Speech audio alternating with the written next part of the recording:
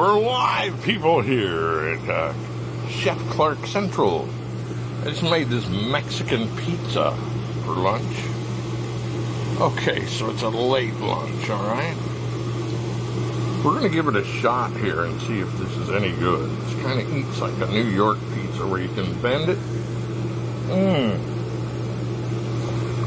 Oh my God, that's delicious. Wow. Anyway, yeah, this is my lunch.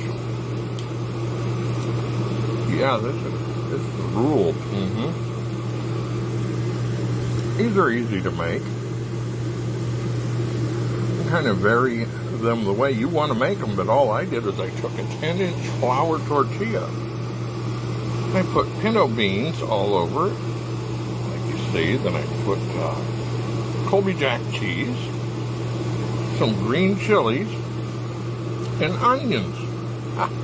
Pop it in the oven in 425 for about, well, till the cheese melts like this. As soon as the crust starts browning like it is here on the edges, you're done. Wow. Great lunch.